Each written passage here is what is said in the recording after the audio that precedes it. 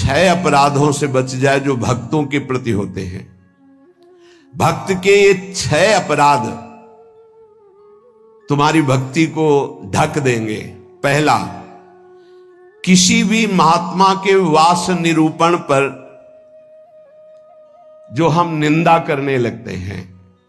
हमारी सामर्थ्य नहीं कि हम क्या जाने वो कैसे रह रहे हैं। महाप्रभु चैतन्य देव एक दिन कीर्तन में बहुत उल्लसित होकर उन महापुरुष का नाम ले रहे थे, बार बार नाम उच्चारण कर रहे थे। हमें नाम विस्मरण है। बहुत सुंदर पोशाक महंगी महंगी पहनते थे, पान पाए, इत्र लगाए, फुलेल केशों में सजाए। बहुत वर्ष हो गए पहले चैतन्य महाप्रभु के पावन चरित्र का पठन किया था, इसलिए स्मृति नहीं उनका नाम, उनके नाम का। पुंडरीक विद्या, हाँ यही नाम था, पुंडरीक विद्या। तो गदाधर आदि जो भगवत महाप्रभु के पार्षद थे, उन्होंने सोचा कि जब महाप्रभु भाव में ऐसा उनका नाम उच्चारण कर रहे हैं तो कोई वीतराग बड़े परमहंस महापुरुष होंगे, चलो उनके दर्शन करने चलते हैं। तो पता चला कि अमुक जगह वो आए हुए हैं। वहां तो देखा बहुत सुंदर पलंग, दुग्ध फेन जैसा, ऊपर से गद्दे के ऊपर चद्दर और गिरदा लगे हुए हैं, और केश जो फुलेल से ऐसे सुगंध आ रही, पान खाए। तो गदाधर जी के मन में आया कि इतना विलासितापूर्ण जीवन और ये भगवत भक्त हो सकते हैं। संशय हुआ। तो एक जो महाभागवत साथ गए थे, तो उन्होंने भगवान श्री कृष्ण की रूप माधुरी का भरा हुआ श्लोक गान किया। जे ही श्लोक सुना हुंकार मारी, और धूल धूसरी था कृष्ण हा कृष्ण। और वो सब जो अब उनकी समझ में आया कि अरे महाप्रभु जो बोल रहे थे परम सत्य, वो प्रेम के अष्ट सात्विक भाव संवरण होना मुश्किल हो गया। अश्रुधारा नाक बह रही, धूल धूसरित हो। गदाधर जी ने चरण पकड़े और कहा मेरे से भारी अपराध बन गया। ऐसे महापुरुष के बाहरी स्वरूप को देखकर हमारे अंदर अश्रद्धा हुई थी, दोष दर्शन हुआ था, क्षमा चाहता हूं। कैसे क्षमा हो? तो शिष्यत्व स्वीकार किया था, चरित्र में ऐसा पढ़ा। किसी भी भक्त या महात्मा के वास निरूपण, वेश निरूपण की अगर वृत्ति आपने की तो अपराध बन जाएगा। अरे ये तो ऐसा, इनको तो ऐसा होना चाहिए, इनको तो ऐसी जगह रहना चाहिए, इनको तो ऐसा नहीं। कुछ महापुरुषों की स्थिति होती है, कुछ तो उस स्थिति का दंभ करते, कुछ स्थिति होती है। हम क्या जाने कौन स्थिति में कौन दंभ कर रहा है। जिनके वचन श्रवण से, दर्शन से, संभाषण से हमारे हृदय में भागवतिक परमाणु उदय होते हैं, उन महापुरुषों के चरणों की वंदना उनकी वाह स्थिति पे नहीं देखते। हो सकता है सोने चांदी के सिंहासन पर बैठे हो, छत्र हो, चंवर डुल रहा हो, और स्थिति ब्रह्माकार है, स्थिति भगवदाकार है, कैसे पता चलेगा? परशुराम जो आचार्य जी थे, उनके आश्रम के बाहर लिखा था, माया सगी न तन सगा, सगा न ये संसार, परशुराम ये कह रहे सगा सुसिरजन हार। तो एक लंगोटी लगाए, लौकी की कमंडल लिए और भारी वैराग्य वृत्ति के अंदर गए और कहा ये श्लोक किसका लिखा हुआ है? दोहा। तो उनका गुरुदेव का कहाँ है? तो गए, देखे गिरदा लगा हुआ, छत्र लगे हुए परशुराम देवाचार्य जी महाराज।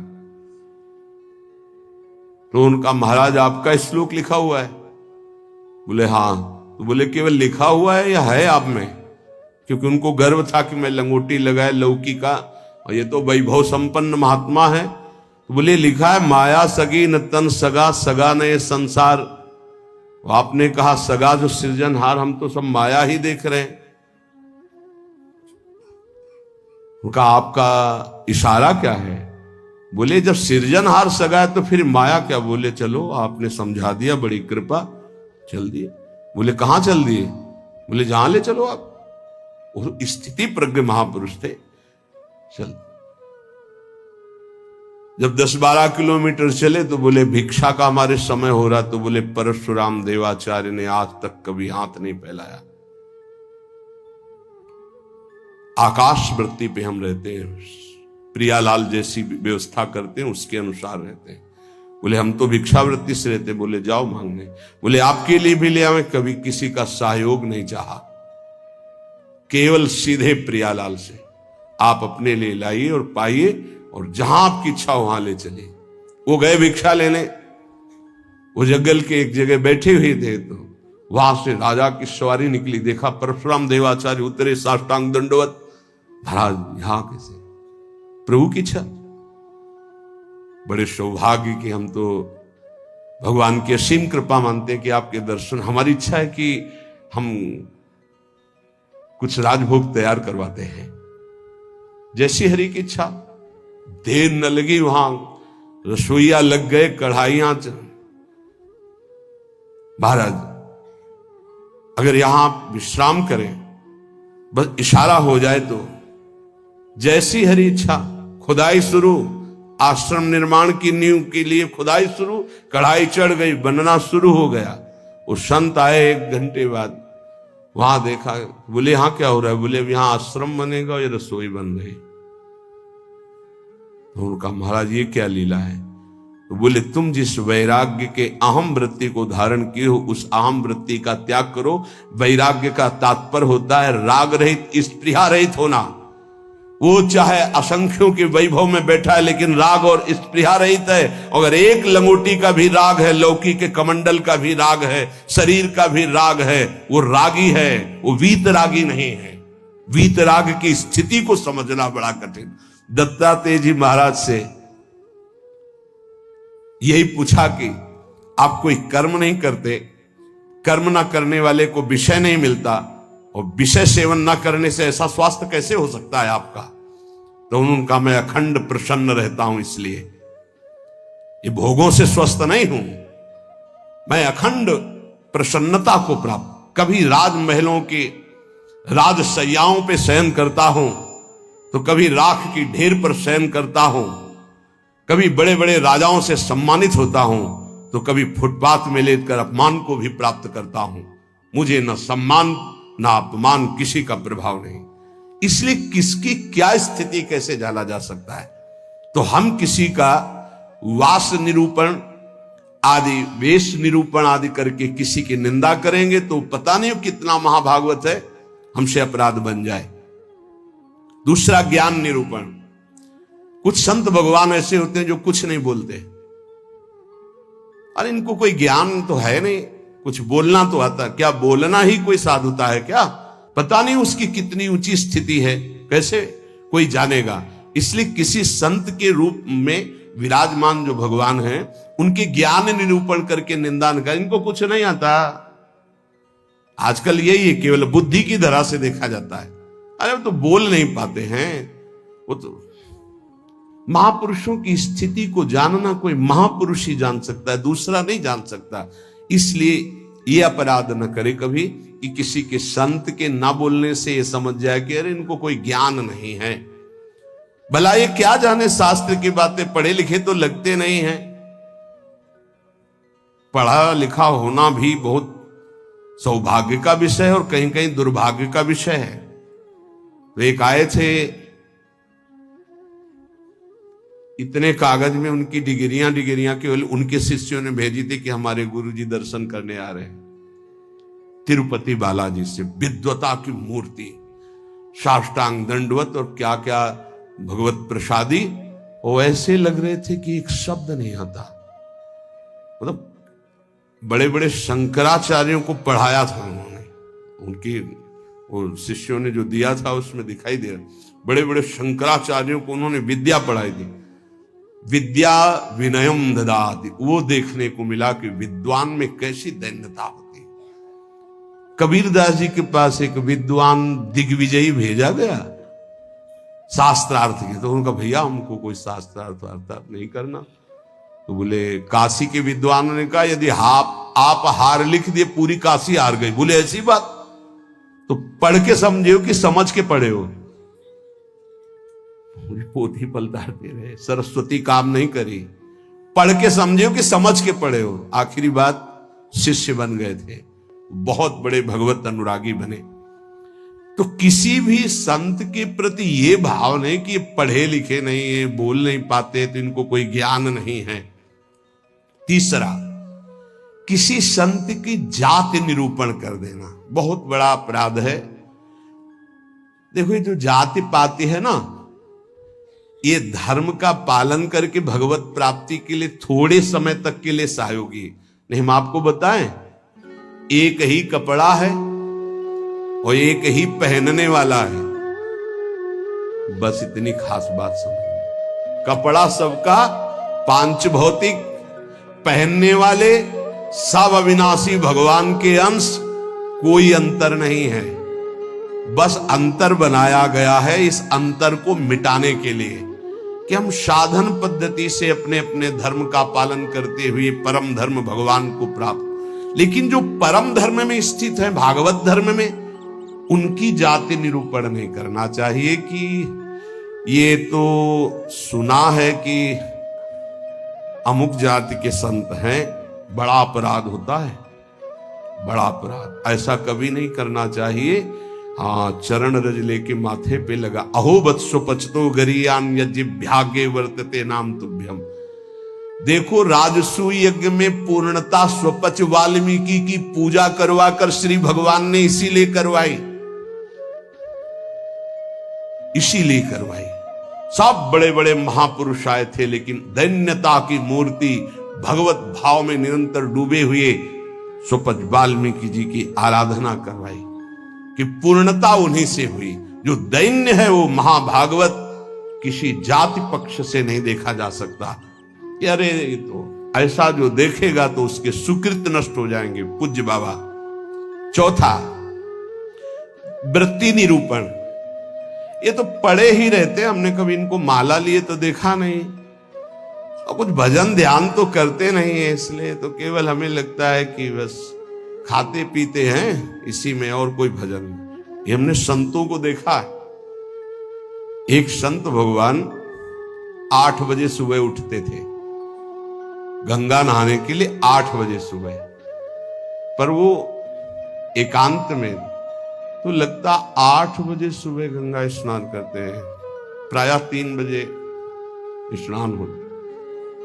तो एक दिन जिसमें वो शयन करते थे उसमें गए, काफी बड़ा था, एकांत में आसन की। आज इनकी वृत्ति देखेंगे क्या है।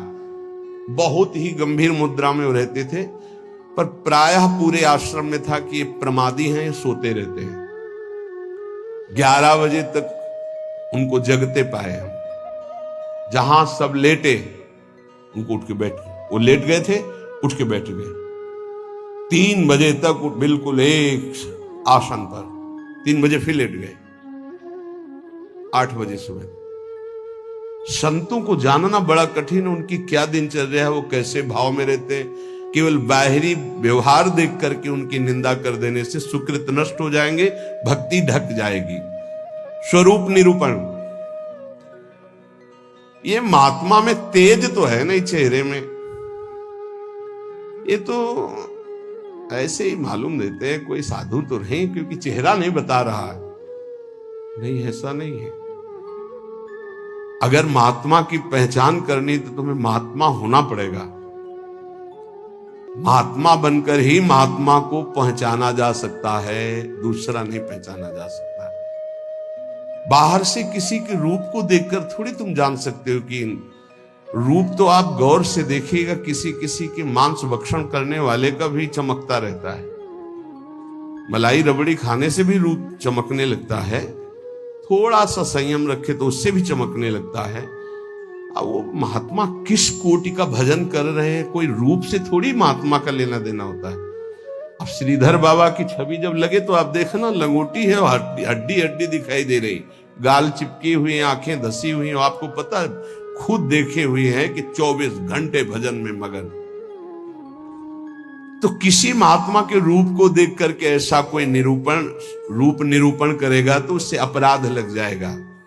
और प्रायः ये ध्यान नहीं दिया जाता। ऐसा धातु निरूपण, भगवत विग्रह ये पाषाण का है कि ये धातु का है, सामने पूछे ये पत्थर के भगवान है कि इसमें अष्ट धातु के। घोर अपराध बुद्धि। भगवत विग्रह सामने नहीं, भगवत विग्रह साक्षात अर्चावतार भगवान है भाव उसमें। ये नहीं कि सामने जाके पूरे संगमरमर के बने हुए कौन सी धातु के बनी हुई भगवान है, ये अपराध। धातु निरूपण भगवत विग्रह या भगवत भक्त के पास। जैसे है वैराग्य में धातु स्पर्श निषेध किया गया है, या तो सन्यास में नारियल का पात्र और वैष्णव जनों में रज का पात्र। धातु के पात्र के प्रयोग का निषेध है वैराग्य में। लेकिन जो महापुरुष हैं, मान लो उनको सोने की थाली में पा रहे हैं, उनकी क्या स्थिति है। अब हम देख करके अपने वैराग्य का वहां भाव थोपे, वो स्थिति उनकी क्या है, वैराग्य का भाव थोपे तो फिर अपराध बन जाएगा। किस स्थिति में कौन महापुरुष है जानना मुश्किल है। सबको भाव से नमस्कार करके हम अपने भाव को सुरक्षित रखते हैं। तो वास निरूपण, ज्ञान निरूपण, जाति निरूपण, वृत्ति निरूपण, स्वरूप निरूपण, धात निरूपण। वृत्ति निरूपण में ये भिक्षावृत्ति तो करते नहीं, केवल भंडारा खाते हैं। आपको क्या पता किसकी क्या स्थिति है, वो कैसे। संतों की लीला भगवान जानते हैं या तो वो संत जना दे तो जानने में। अपने लोग इसकी परवाह करते हैं क्या। कहीं कौन से अपराध ऐसे बन जाते हैं जो हृदय को कठोर कर देते हैं। इसलिए शांत। ब्रज में मुझे एक महात्मा मिले थे, उन्होंने मुझे कुछ उपदेश दिए। मैंने उड़िया भाषा में अपनी डायरी में लिखे थे। उन्होंने उपदेश दिए कि अगर ये आपके अंदर भाव आ जाएगा, लक्षण आ जाएंगे, तो आपको भगवान अपनी तरफ से आके दर्शन दे देंगे। बड़े महात्मा थे, तो बाबा ने उड़िया भाषा में अपनी डायरी में लिखा था, उसका हिंदी लिपि में यहां वर्णन है। पहला, भजन करते हुए अपने को सबसे दीन मानना। अपने आप भगवत साक्षात्कार हो जाएगा। भजन करते हुए अपने को सबसे दीन मानना, इससे कोई अपराध ही नहीं बनेगा, कोई अपराध नहीं बनेगा। लिख लेना चाहिए। भजन करते हुए साधक को अपने को सबसे दीन मानना, सबसे। आदेश त्रणादपि सुनिचेन। दूसरा, किसी से भी कपट पूर्वक वार्ता व्यवहार ना करना। निष्कपट व्यवहार करने में क्या जाता है। अपने भगवत मार्ग के पथिक है, चाहे गृहस्थी हो चाहे विरक्ति हो। कपट का मतलब होता है अंदर कुछ और है, बाहर आप कुछ और दिखा रहे हैं। ये नहीं होना चाहिए। जो अंदर वो सीधे बाहर, जो बाहर बोल रहे हैं वही आपके अंदर चलना चाहिए।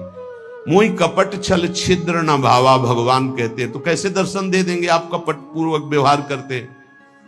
निष्कपट व्यवहार, कपट पूर्वक व्यवहार ना करना, ये दूसरा। तीसरा, अपनी जिह्वा से कभी असत्य भाषण ना बोलना।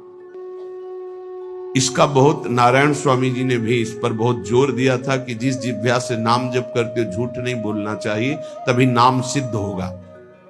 नाम तभी सिद्ध होगा। नाम सिद्ध होने का तात्पर्य बिना प्रयास के चले। ये सत्य भाषण भगवत स्वरूप है।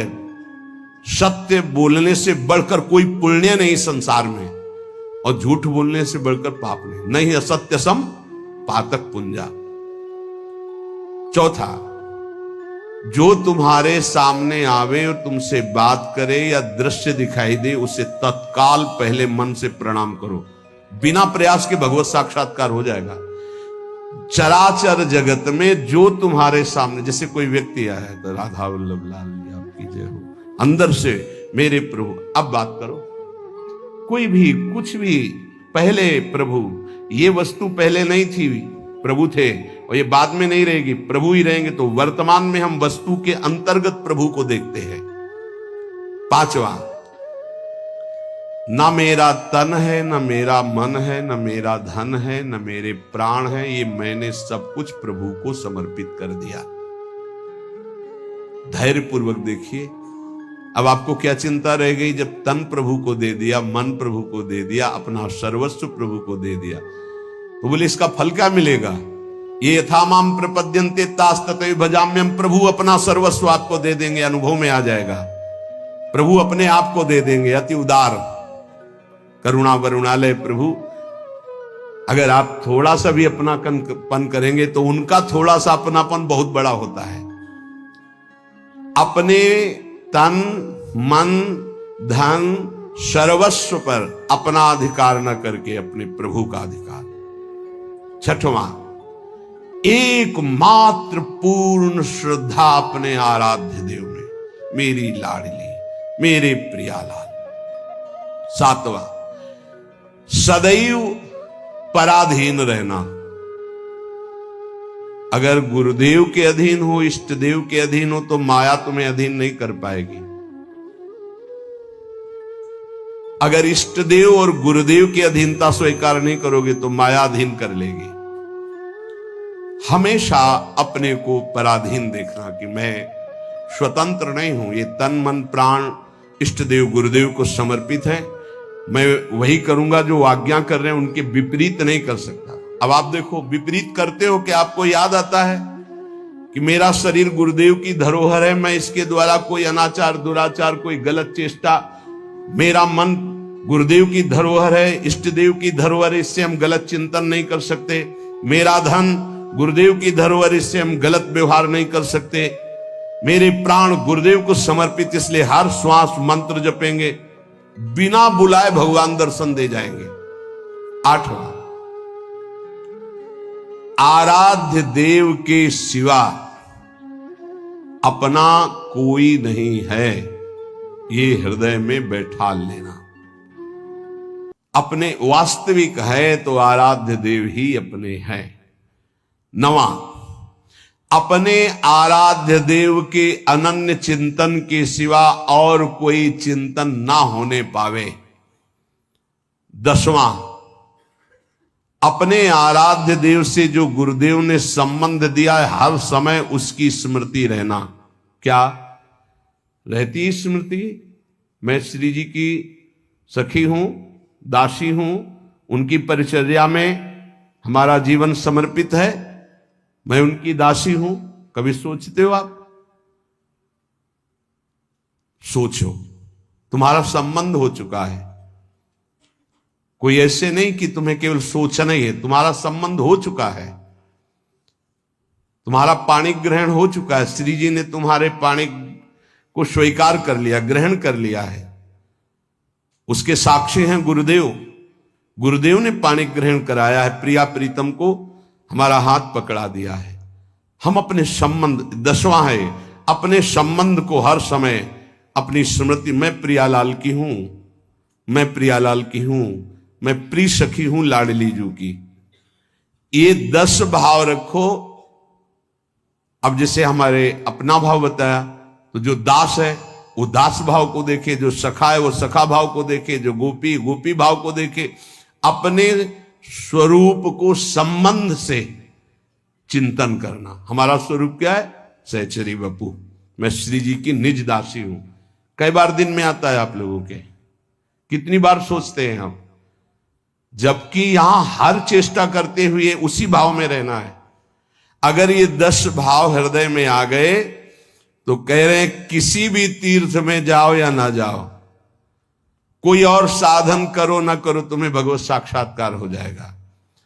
पहला फिर सुन लीजिए, अपने को भजन करते हुए सबसे दीन मानना, किसी के साथ भी कपट का व्यवहार ना रखना, सदैव सत्य भाषण बोलना, चराचर जगत का कोई भी वस्तु व्यक्ति सामने आवे अपने प्रभु का भाव करना, अपने तन मन धन प्राण सर्वस्व को अर्पण कर देना, मेरा अधिकार नहीं, नाथ सकल संपदा तुम्हारी, मैं सेवक समेत सुत नारी। अर्पण का मतलब ये होता है भाव।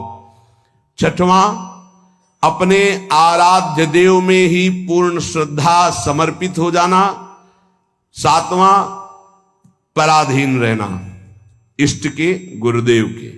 आठवां, आराध्य देव के ही अनन्य चिंतन में लगना, आराध्य देव के सिवा कहीं अपनापन न होना।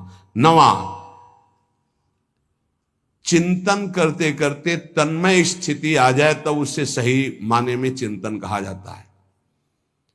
सामने ललित त्रिभंगी लालजू और प्रियाजू की बाह श्री लालजू के गले में है।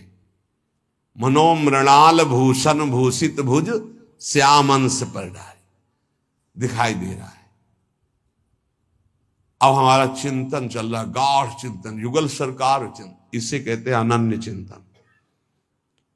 अभी आंख खोले हुए भी वही है, मूंदे हुए भी वही है, सेवा करते हुए भी वही है, एकांत में बैठते हुए कहां हो, जरा देखो स्थिति कहां है।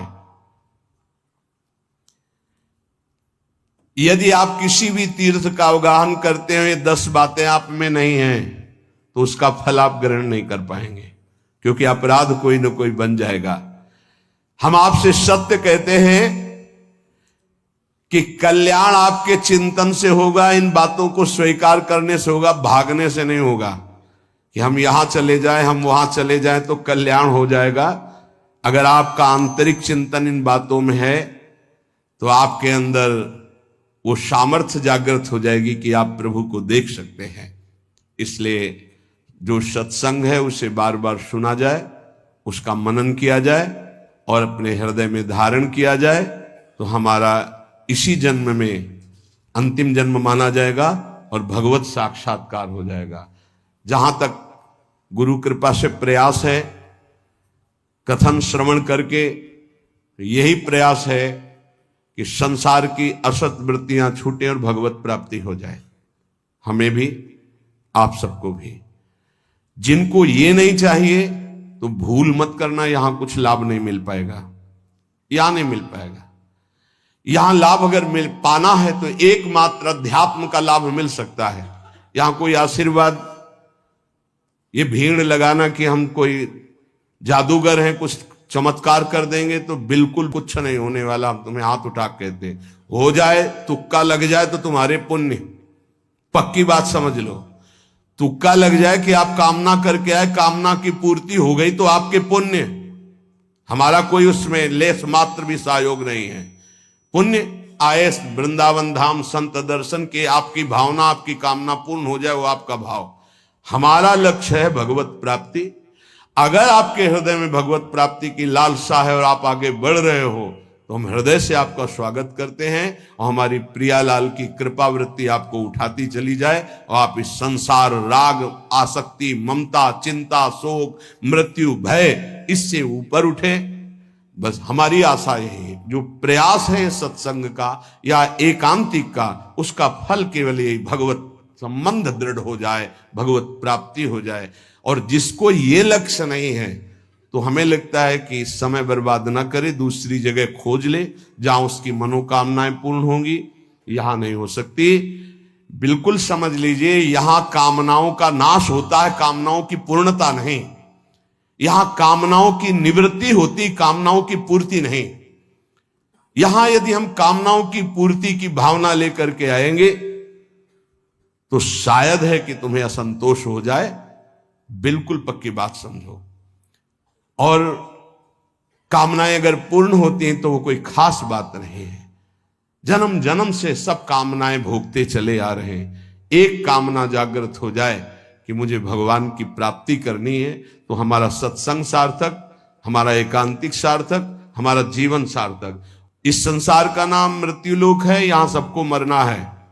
सीधी बात सुनो, मरना है, आज नहीं तो कल, कल नहीं तो परसों, चाहे बीते बरसों, अंतिम परिणाम शरीर छूटना है। जब शरीर छूटना है तो सब कुछ छूटना है। तो इसलिए हम इसका महत्व नहीं रखते। दुख सुख भोग कर समय काट लो, राधा राधा राधा बोलो और जन्म जन्मांतरों के पापों का नाश करके परमानंद में निमग्न हो जाओ। हमारा लक्ष्य यही है। आज बनावटपन बहुत पसंद किया जाता है। आज मधुर वचनों के द्वारा तुम्हारी कामनाओं की पूर्ति के वादे बहुत पसंद किए जाते हैं। वो यहां नहीं है, नहीं होगा। वृंदावन की भूमि से कह रहे हैं, यदि आपका लक्ष्य भगवत प्राप्ति नहीं है तो यहां आना आपका, हमारे पास आना यहां व्यर्थ माना जाएगा। आप अन्यत्र देख लीजिए। भगवान नाम जप, आचरणों की पवित्रता, भगवत प्राप्ति, तो जी जान से आपके मित्र हैं, सहयोगी हैं, आपके चरणों की वंदना करेंगे और आपका आदर से हम संभाषण भी और आदर से आपको परमार्थ में बढ़ाने की वृत्ति भी। परमार्थ से प्रिया प्रीतम से मतलब नहीं, अपने शरीर और कामनाओं की पूर्ति से। तो प्रणाम, दूसरी जगह देख लो, यहां भीड़ लगाने की जरूरत नहीं है। हृदय से कह रहा हूं, हृदय से कह रहा हूं। यहां ऐसा कोई प्राविधान नहीं कि आपकी कामनाओं की पूर्ति हो जाए। यहां एक ही प्राविधान है, मन वचन कर्म से प्रभु का होके और सच्चिदानंद सुख में निमग्न होना। इसी बात का प्रश्न और इसी बात का उत्तर, अन्यथा कोई प्रश्न नहीं होगा। अगर वो प्रश्न प्रभु से संबंध नहीं रखता तो ना प्रश्न करता वहां बैठ पाएगा और ना प्रश्न होगा। केवल प्रश्न प्रभु की प्राप्ति होगा। हमारे जीवन का लक्ष्य तुम्हारे प्रपंचों का उत्तर देना नहीं, हमारे जीवन का लक्ष्य तुमसे प्रपंच वार्ता करना नहीं कि मैं बहुत विद्वान हूं।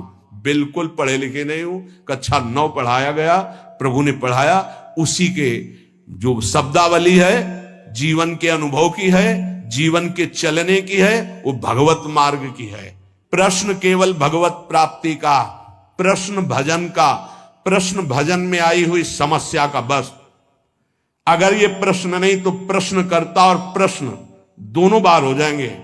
हमें ऐसे प्रश्नों से नहीं मतलब, हमें ऐसे प्रश्नकर्ता से मतलब नहीं जिसको भगवत प्राप्ति नहीं करनी है। यह हमारा मार्ग ऐसा नहीं, खिलवाड़ का मार्ग नहीं, केवल भगवत प्राप्ति का मार्ग है। और शुरू भी इसी बात से किया था।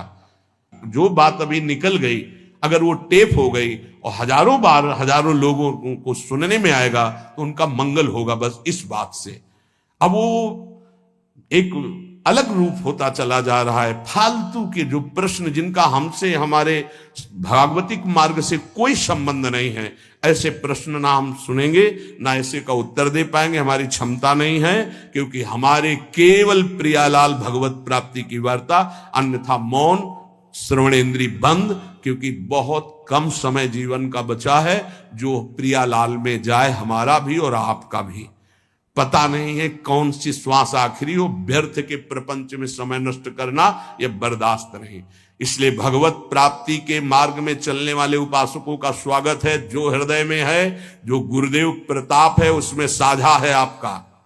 यदि भगवत प्राप्ति नहीं तो राधा वल्लभ श्री हरिवंश, भीड़ लगाने की जरूरत नहीं। हम अयोग्य हैं, हम आपकी कामना पूर्ण नहीं कर सकते, हम आपके प्रपंचों का उत्तर देने लायक नहीं हैं। आप कहीं और स्थान देख लीजिए। श्री राधा वल्लभ लाल की।